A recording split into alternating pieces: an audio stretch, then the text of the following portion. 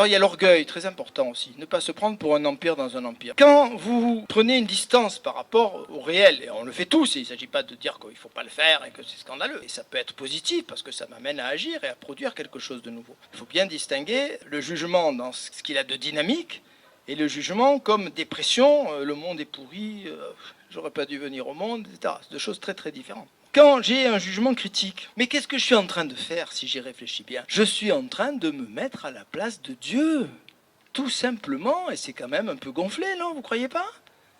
Je suis en train de dire, oh Dieu, tu as raté ton coup, hein?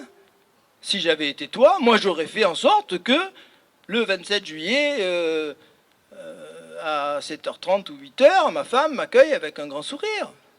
Alors j'ai pris ce petit exemple exprès pour ne pas prendre des grands exemples qui nous amèneraient à des considérations compliquées, mais ce petit exemple un peu simple, presque simplé, pour dire que faisons attention, quand nous trouvons des failles et que nous pensons que l'univers aurait dû être différent, en même temps je me suicide d'une certaine manière.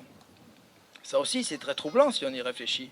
Qu'est-ce que je vous disais tout à l'heure? Pour que j'apparaisse, il a fallu que le monde soit exactement ce qu'il a été jusqu'à ma naissance. Puisqu'il aurait suffi qu'un seul événement change pour que je ne sois pas là.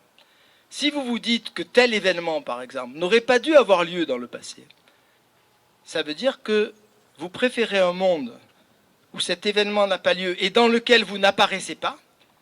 Vous préférez ne pas venir au monde que venir au monde. Et pour que je sois venu au monde, il a fallu que le monde soit ce qu'il a été. Alors on appelle ça du fatalisme, on dit c'est très dangereux, mais parce qu'on confond complètement les choses, parce qu'on introduit effectivement des éléments dualistes dans une philosophie qui ne l'est pas. C'est pas parce que je me dis qu'il a fallu que le monde procède comme il a procédé que je me dis demain il faut qu'il soit la suite exacte de ce qu'il a été. Bien sûr que non, c'est pas du tout la même chose. C'est pas parce qu'il était nécessaire que je fasse caca dans mes couches à 6 mois que je dois continuer. Donc, on est des êtres en évolution, on est dans un monde qui se transforme. C'est pas parce que je dis... Je m'interdis de dire que le monde aurait dû être différent, mais ça ne veut pas dire que je veux que les choses continuent exactement, bien au contraire, c'est pas du tout la même chose. Mais effectivement, penser que le monde est plein d'imperfections, c'est très contradictoire. Il n'y a pas de passivité chez Spinoza. Il y a peu de philosophes aussi actifs que Spinoza. Je connais le monde, par cette connaissance, je me transforme.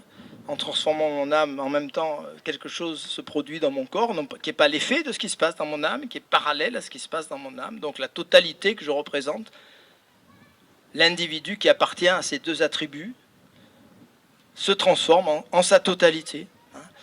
Il ne peut pas y avoir deux réalités,